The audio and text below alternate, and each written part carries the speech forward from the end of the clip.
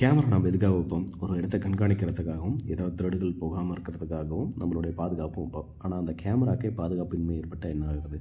So இந்த மாரி customer ஒரு பிளேஸில கேமரா இன்ஸ்டால் பண்ணியிருந்தாங்க. அவங்களோட கேமராவோட சோலார் பேனல் ப்ளஸ் பார்த்தீங்கன்னா, கேமராவையும் உடைச்சுட்டாங்க. இந்த இடத்துல கரண்ட் எடுக்க முடியாதுன்றதுக்காக சோலார் பேனல் கேமராவை ரெக்கமெண்ட் பண்ணியிருந்தோம். பட் இருந்தாலும் இந்த கேமரா ஃபுல்லா கம்ப்ளீட்டாக டேமேஜ் ஆயிடுச்சு. ஆனாலும் இந்த கேமரா இந்த மாரி பிரச்சனைக்குரிய இடம்ங்கிறதுனால பார்த்தீங்கன்னா, கிளவுட் ஆப்ஷன் பார்த்தீங்கன்னா, எனேபிள் பண்ணியிருந்தோம். ஸோ அதனால இந்த கேமராவை யார் உடைச்சா, அது மட்டும் இல்லாம எந்த நேரத்தில உடைச்சாங்க, என்ன நடந்தது, எல்லா இன்ஃபர்மேஷனையும் பார்த்தீங்கன்னா, கிளவுடில் நம்ம வீடியோவை ரெக்கவரி பண்ணிட்டோம். ஏன்னா எஸ்டி கார்டு ப்ளஸ் பார்த்தீங்கன்னா, சிம் கார்டு எல்லாமே அவங்க கைக்கு போயிடுச்சு. அண்டு கேமராவையும் எங்கே போட்டாங்கன்றது தெரில. அது முதற்கொண்டு எல்லாமே நம்ம வீடியோவில் ரெக்கார்ட் இருந்ததுனால நம்ம ஈஸியாக கேமராவை ஃபைண்ட் அவுட் பண்ணிட்டோம். ஆஃப்டர் தட் கஸ்டமர் இதை வீடியோ எவிடன்ஸ் வச்சு ஃபர்தராக வேறு ஆக்ஷன்ஸ் இவங்க எடுக்க ஆரம்பிச்சிட்டாங்க. ஆஃப்டர் தட் அந்த கேமராக்கான அமௌண்ட்டும் பார்த்திங்கன்னா அவங்க அது மூலிமா வாங்கிட்டாங்க.